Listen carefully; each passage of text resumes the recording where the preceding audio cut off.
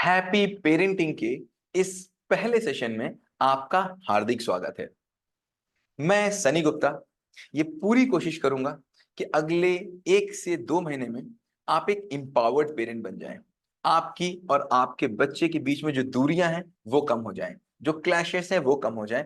आप बच्चे की बात मानने लग जाएं, बच्चा आपकी बात मानने लग जाए। और इसकी शुरुआत आपने कर दी है क्योंकि आज आप ये वीडियो देख रहे हैं। बस कोई और काम नहीं करना है, आपको 2 काम करने हैं। एक, मैंने एक अलग से ग्रुप बनाया है पेरेंट्स का।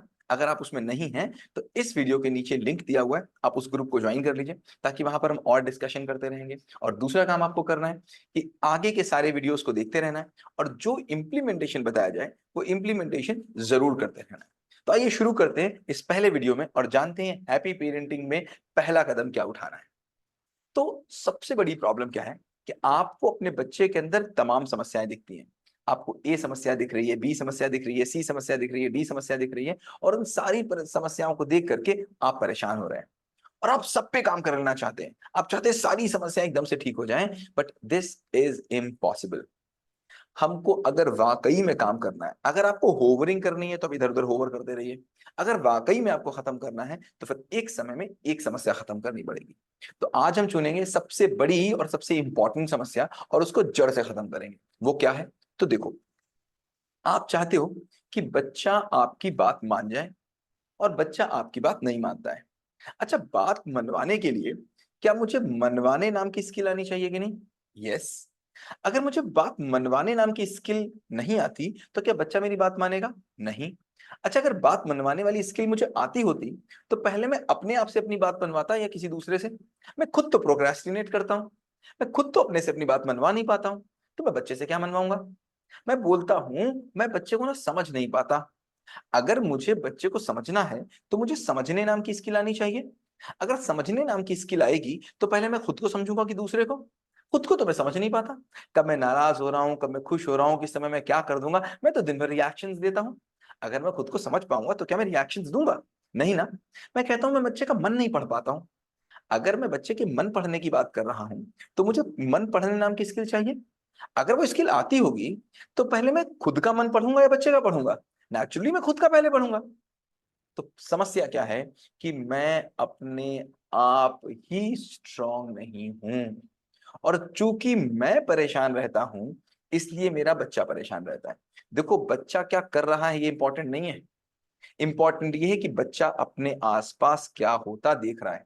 अब बच्चे की समस्याओं को सॉल्व करने के लिए मेरा मन परेशान होगा तो अच्छे से सॉल्व कर पाऊंगा, या मेरा मन शांत होगा तो मैं अच्छे से सॉल्व कर पाऊंगा? नेचुरली शांत होगा। तो क्या मुझे अपने अपने मन को शांत करना आता है? नहीं, मैं बच्चे के मन को शांत कर लेना चाहता हूं। तो आओ, सबसे पहले जर्नी शुरू होगी अपने ऊपर काम करने से, और ये काम चलेगा 10 दिन। जब मैं अपने ऊपर काम पूरा कर लूंगा, then I will be talking to my kids. तब मैं अपने बच्चे के ऊपर काम करना शुरू करूंगा। तो ये जर्नी शुरू होगी कहां से? आध्यात्म से। अब आप बोलोगे ये कैसी बात कर दी, ये क्या बाबाओं वाली बात करने लग गए आप, ये गुरुओं वाली बात करने लग गए आप। मैं यहाँ पेरेंटिंग सीखने आया हूँ कि अध्यात्म सीखने आया हूँ? तो पहले जान तो लो अध्यात्म होता क्या है। तो देखो, 2 चीजें होती हैं, एक होता है विज्ञान, एक होता है आध्यात्म। विज्ञान और आध्यात्म में क्या अंतर है? विज्ञान का मतलब हमारे पास 5 सेंसेस है ना। 5 सेंसेस हैं, आंख, कान, मुंह, नाक, व्हाटएवर, 5 सेंसेस हैं। इन 5 सेंसेस से मुझे दुनिया की जितनी चीजें दिखती हैं उनमें से किसी भी चीज की पढ़ाई को हम आध्यात्म सॉरी विज्ञान बोलते हैं। जैसे मुझे आंख से ये कैमरा दिख रहा है, इसकी मैं पढ़ाई कर लूं तो तो क्या होगा? विज्ञान होगा।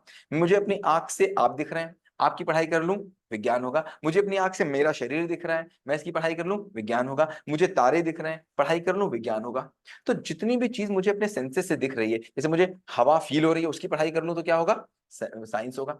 तो जितने अपने सेंसेस से मुझे चीजें दिख रही हैं उनकी अगर मैं पढ़ाई करूंगा तो क्या बोलेंगे उसको? साइंस। और जो देख रहा है, मुझे बताओ, ये आंखें देख रही हैं या आंखों के माध्यम से कोई देख रहा है? कोई है ना जो आंखों के माध्यम से देख रहा है। ये कान सुन रहे हैं, कान के माध्यम से कोई सुन रहा है। कान तो टूल है ना सुनने का, कान थोड़ी ना सुनते। टूल है, इसके माध्यम से कोई सुन रहा है। अगर कान नहीं होगा तो कोई नहीं सुन पाएगा। करेक्ट। मुंह है, मुंह बोल रहा है या मुंह के माध्यम से कोई बोल रहा है? कोई बोल रहा है। वो कोई कौन है? उस कोई की पढ़ाई करना आध्यात्म कहलाता है। कहते हैं विवेकानंद जी पहली बार जब अपने गुरु जी के यहाँ पहुंचे, रामकृष्ण परमहंस जी के यहाँ, तो अपने दरवाजे पे थे, उन्होंने दरवाजा खटखटाया, खट खट खट खट। परमहंस जी काली माँ की पूजा कर रहे थे, वो पूजा करते हैं, उसमें मग्न थे, अंधेरा था। तो उन्होंने दो बार जो खटखटाया, तो स्वामी विवेकानंद जी से, मतलब उनको क्या पता था ये कौन आया है। परमहंस जी ने बोला, कौन कौन आया है यहाँ, कौन है दरवाजे पर। तो पता है विवेकानंद जी ने क्या जवाब दिया? उन्होंने कहा यही तो जानने आया हूं कि मैं कौन हूं। तो जब तक ये पता नहीं चलेगा ना, तब तक बहुत बड़ी समस्या है। तो अध्यात्म का मतलब उसकी पढ़ाई करना जो सब कुछ देख रहा है। अब बताओ इंपॉर्टेंट क्या है? जो दिख रहा है वो इंपॉर्टेंट है, जो देख रहा है वो इंपॉर्टेंट है? ये तो पता ही नहीं कौन देख रहा है, उसके बारे में तो हम जानते नहीं। तो आओ इसकी बात कर लेते हैं अगले 10 मिनट में। और आप देखोगे जैसे ही आप जानोगे, आपका पूरा मन शांत होने लग जाएगा, आपको बहुत कुछ समझ में आने लग जाएगा। तो मुझे बताओ कि क्या आप अपने आप को देखो, क्या आपके जैसा बिल्कुल डिट्टो ऐसा कोई और आदमी दुनिया में मिल सकता है? अगर मैं पूछूं बिल्कुल डिट्टो आपके जैसा, आप बोलोगे शायद नहीं, नाक कान गला मुंह कुछ तो अंतर होगा। पर मैं बोलूंगा 7 लोग तो ऐसे होते हैं जो बिल्कुल एक जैसे होते हैं। होते हैं ना? होते होंगे। मिल सकता है कोई बिल्कुल डुप्लीकेट, मिल ही सकता है भाई, बॉडी फीचर है, मिल सकता है। बट मुझे बताओ अगर मिल भी गया कोई बिल्कुल आपके जैसा डिट्टो डुप्लीकेट, होती है ना कभी कभी, दो सिस्टर हो सकती हैं, दो भाई हो सकते हैं। लेकिन मुझे बताओ कि क्या वो जो दूसरा आदमी है वो बिल्कुल आपके जैसा ही सोच सकता है? बिल्कुल जैसा आप सोचो वैसा ही वो सोचे, जब आपका जो मन करे उस समय उसका भी वो मन करे, बिल्कुल एक जैसा हो, ऐसा हो सकता है क्या? आप बोलोगे नहीं, बिल्कुल नहीं हो सकता। हो सकता है क्या? नहीं हो सकता। कमेंट में करो, हो सकता है क्या? कमेंट करो, हो सकता है या सुनो, कमेंट करो, मुझे पता चले क्या बोल रहे हो आप। हो सकता है कि नहीं? नहीं हो सकता। बट मैं बोलता हूं इस दुनिया में अगर 800 करोड़ लोग रहते हैं, 800 करोड़ पीपल रहते हैं, तो सबके सब बिल्कुल एक जैसे, बिल्कुल डिट्टो एक जैसे। मानोगे इस बात को? नहीं। तो आओ समझ लो इस बात को। अगर इसको समझ लिया ना आपने, तो आपको सब समझ में आ जाएगा। देखो, जैसे मान लीजिए एक लोहा है, राइट, आयरन। तो एक आयरन अगर मैं लोहे का टुकड़ा लूं, तो मुझे बताओ उसका धर्म क्या है? धर्म मतलब उसके गुण क्या है? धर्म हिंदी मीडियम वाले लोगों को पता होगा, I am from Hindi medium तो मुझे पता है। हो सकता है इंग्लिश मीडियम सीबीएसई वाले लोगों को ना पता हो धर्म क्या है। धर्म मतलब बेसिक इंस्टिंक्ट, राइट। सो अगर मैं पूछूं उस लोहे का धर्म क्या है, तो क्या बोलोगे? उस लोहे का धर्म है सख्त होना, हार्ड होना। और क्या धर्म है? उस लोहे का धर्म है कि अपनी एक शेप होना। करेक्ट। उस लोहे का धर्म है कोई टेम्परेचर ना होना, जिस टेम्परेचर में रख दो उसी टेम्परेचर का वो हो जाएगा, राइट, बोलेंगे ना लोहे का धर्म है। अगर मैं बोलूं पानी का क्या धर्म है, तो आप बोलोगे तरलता में बहना, शीतल होना, शांत करना। करेक्ट, ये पानी का धर्म हो गया। मैं बोलूं पंखे का क्या धर्म है, तो आप बोलोगे पंखे का धर्म है हवा देना। मैं बोलूं आग का क्या धर्म है, तो आप बोलोगे आग का धर्म है गर्म हो जाना, कोई शेप नहीं होना। करेक्ट। मतलब दुनिया में जितनी भी चीजें हैं उनका कोई ना कोई धर्म है, राइट, है ना बात? कोई ना कोई उनका धर्म है। अब मुझे बताओ, जैसे लोहे का ये टुकड़ा है, सपोज ये लोहे का टुकड़ा है, और सपोज ये भी एक लोहे का टुकड़ा है, तो क्या इन दोनों के धर्म एक ही होंगे कि अलग अलग होंगे? एक ही होंगे ना? पूरी दुनिया में जितने लोहे होंगे सबके धर्म एक होंगे कि नहीं होंगे? सारे लोगों को धर्म एक होंगे। जितने लोहे इस दुनिया में है, चाहे वो कहीं हो, दुनिया के किसी भी कोने में हो, उस लोहे का धर्म एक ही होगा। करेक्ट। दुनिया में जितनी आग है, जितनी फायर है, क्या सबका धर्म एक ही होगा कि नहीं होगा? या छोटी आग का धर्म अलग, बड़ी आग का धर्म अलग? एक ही होगा ना? मतलब कोई इतनी छोटी सी आग है, उसका भी धर्म वही होगा, इतनी बड़ी सी आग है तो उसका भी धर्म यही होगा। मतलब बड़ा छोटा होने से धर्म नहीं बदलता। लोहा छोटा है, लोहा बड़ा है, धर्म बदल जाएगा क्या? नहीं, धर्म तो एक ही रहेगा, बेसिक इंस्टिंक्ट तो एक ही रहेगा। समझ रहे हैं ना? अब सोचो मैं क्या कर रहा हूं। मैंने यहाँ पर आग जलाई, राइट, मैंने आग यहाँ पर जलाई, और मैंने ये लोहा लिया, और लोहे को लेकर के मैंने आग में डाला। मान लीजिए मैंने आधे घंटे के लिए अंदर, लोहा जो है आग के अंदर पड़ा हुआ है। आधे घंटे के बाद जब मैंने आग से लोहे को निकाला, तो लोहा लाल हो जाएगा कि नहीं? हो जाएगा ना? अब अगर लोहा बोले मुझसे कि मैं लाल हूं, लोहा क्या बोले? मैं लाल हूं, तो लोहा सही बोल रहा है कि गलत? हाँ हाँ, कमेंट में करो, सही बोल रहा है कि गलत, राइट और रॉन्ग? Correct, wrong. क्यों? आपको लग रहा होगा राइट बोल रहा है, लाल तो दिख रहा है ना ना। Correct, incorrect. लोहा लाल नहीं है। लोहे के ऊपर जो आग चढ़ गई है वो लाल है, जैसे ही वो आग उतर जाएगी वैसे ही लोहा पुराने स्वरूप में आ जाएगा। यस सुनो, वेरी करेक्ट। मतलब लोहा लाल नहीं था, उसके अंदर की आग लाल थी। अब लोहा बोले मैं गर्म हूं, सच बोल रहा है कि झूठ? बिल्कुल झूठ। वो आग है वो गर्म है, लोहा थोड़ी ना गर्म है। आग हटा दो अभी ठंडा हो जाएगा, वैसे ही हो जाएगा। लोहे का कोई टेम्परेचर होता ही नहीं, जो नॉन टेम्परेचर है। अब अगर वो आग बोले, देखो आग लोहे के अंदर आ गई ना, अब वो आग की शेप हो गई है, वैसे तो आग की कोई शेप होती नहीं। अब अगर वो फायर बोले कि मेरी शेप है, तो वो झूठ बोल रही है, गलत, बिल्कुल गलत बोल रही है। क्यों? वो लोहे की शेप है, जैसे आग लोहे से अलग होगी उसकी शेप अलग बदल जाएगी। अब मुझे बताओ, अगर दो लोहे आपस में बहस करें और लड़े कि मैं तुमसे अलग, मैं तुमसे अलग, तो सही कह रहे हैं कि गलत? एक लोहा बाहर रखा है, ये एक लोहा ये है। इस आयरन को मैंने आग में डाला 30 मिनट के लिए और बाहर निकाला, इस समय ये लाल लाल लग रहा है, गरम गरम लग रहा है। और ये लोहा बिल्कुल सिंपल ऐसे रखा हुआ था। अब ये दोनों आपस में लड़ रहा है कि मैं तुमसे अलग, मैं तुमसे अलग, मैं तुमसे अलग, मैं तुमसे अलग। सही है गलत? गलत। एक्चुअली ये दोनों एक ही हैं, बस इसकी परिस्थिति कुछ अलग, इसकी परिस्थिति कुछ अलग। समझ रहे हैं? बेसिक इंस्टिंक्ट दोनों के एक ही हैं, इसकी परिस्थिति कुछ अलग, इसकी परिस्थिति कुछ अलग। अब बात आ गई एक परिस्थिति की और स्थिति की। अब सिंपल चीज है आपके साथ, एक है परिस्थिति, एक है स्थिति। परिस्थिति का मतलब पराई स्थिति, जो बाहर से स्थिति मेरे ऊपर पड़ गई उसको कहते हैं स्थिति। अब समझो कि आप में और मेरे में क्या अंतर है। बिल्कुल हम डिट्टो सेम है, शरीर से बिल्कुल सेम, चेतना से बिल्कुल सेम, आत्मा से बिल्कुल सेम। केवल एक अंतर, आप कहीं और पले बढ़े, मैं कहीं और पला बढ़ा, केवल इतना ही अंतर है। जैसे मैं आपसे पूछूं कि आखिर ये मन क्या होता है, मन किसको बोलते हैं, अगर मैं आपसे पूछूं तो आप क्या बोलोगे? देखो, आप अगर बोलो कि मेरा मन ना नॉनवेज खाने का नहीं करता, मैं बोलूं मेरा मन नॉनवेज खाने का करता है, इसका मतलब क्या हुआ?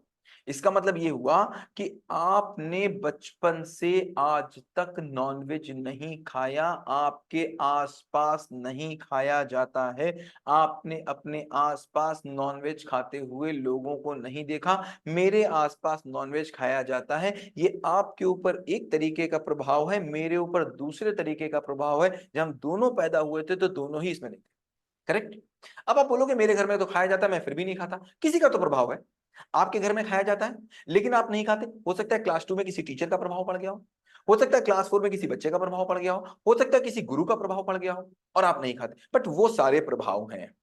आप बोलो, मैं आपसे बोलूं क्या आपको अपनी शादी में लुंगी पहनना पसंद आएगी क्या? आप बोलोगे नहीं, मैं तो शेरवानी पहनूंगा। क्यों? क्यों नहीं पसंद आएगी? क्यों? क्योंकि आसपास आप देखते हो सभी लोग अपनी शादियों में क्या पहनते हैं? शेरवानी पहनते हैं। वही अगर साउथ इंडिया में जाओगे तो सबको पसंद आएगी लुंगी पहनना। क्यों? क्योंकि साउथ इंडिया में उन्होंने बचपन से लेके आज तक लुंगी पहनते लोगों को देखा। तो जब विवेकानंद जी से पूछा गया कि आखिर ये मन क्या है, ये चरित्र क्या है, मन मतलब चरित्र, चरित्र क्या है, तो उन्होंने बहुत अच्छा जवाब दिया। उन्होंने क्या कहा, बहुत ध्यान से सुनिएगा, बहुत ध्यान से समझिएगा।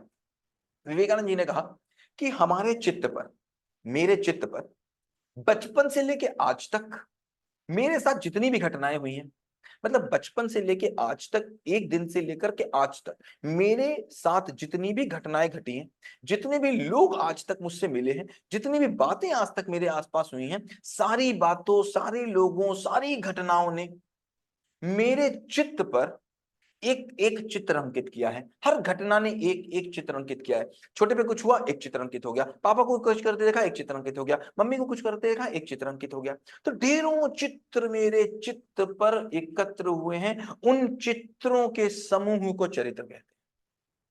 मतलब आज जो आप कहते हो ये मेरा कैरेक्टर है, वो कैरेक्टर एक्चुअली आपकी प्रवृत्ति है। क्या है? प्रवृत्ति, ना कि वृत्ति।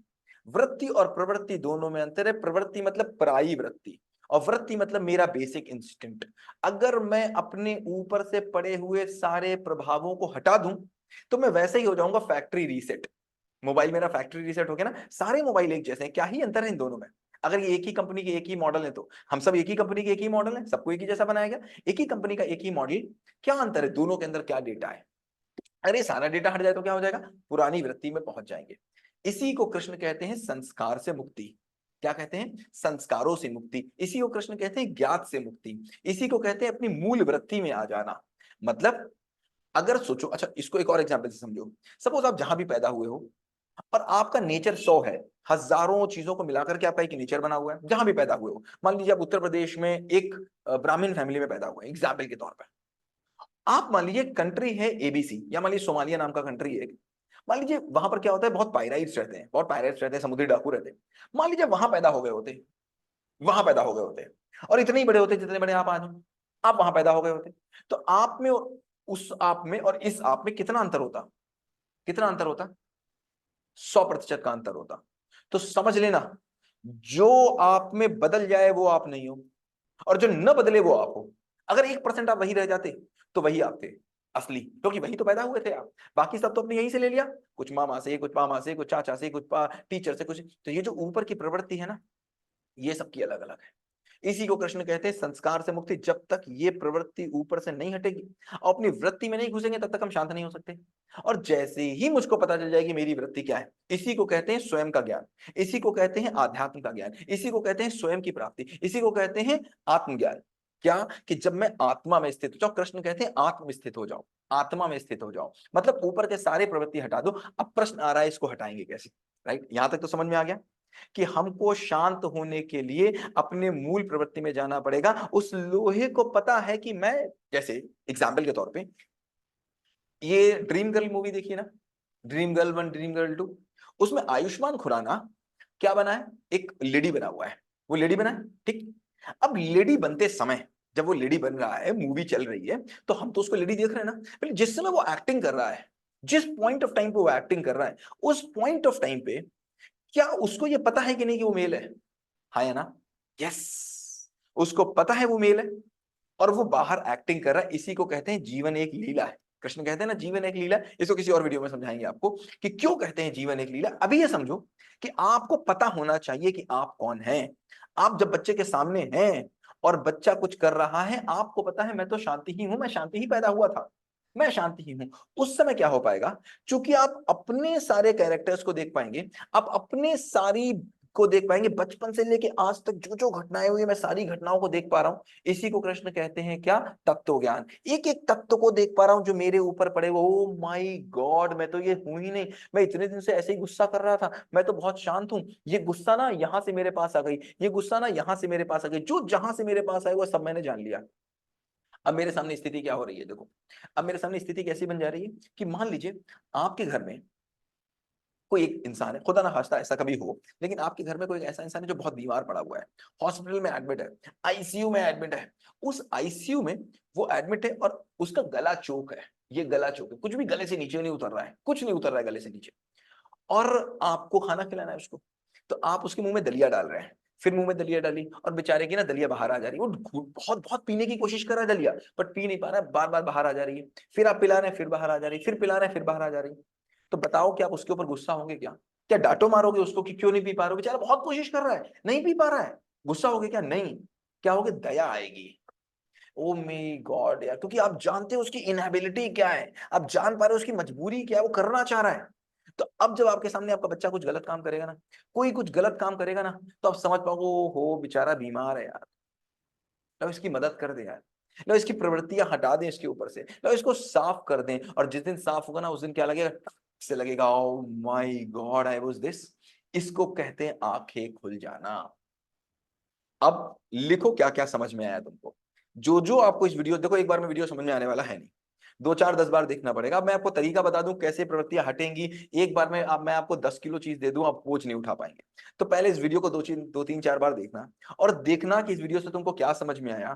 कमेंट में लिखना, और मैं बता रहा हूं अगर अपने आप को तुमने समझना शुरू कर दिया तो पूरी दुनिया को समझना शुरू कर दोगे। क्यों? क्योंकि समझना आ जाएगा। जब समझने, अगर मान लो सेब काटना आ गया तो कौन कौन से सेब काट लोगे? सारे सेब काट लोगे। चाय बनानी आ गई तो कहां कहां चाय बना लोगे? हर जगह चाय बना लोगे। किस किस दूध से चाय बना लोगे? हर दूध से चाय बना लोगे। तो ये थोड़ी ना होगा इसको समझ पाते, इसको नहीं समझ पाते, इसको समझ पाते, इसको नहीं समझ पाते। समझना आ गया। बात समझ में आ रही है?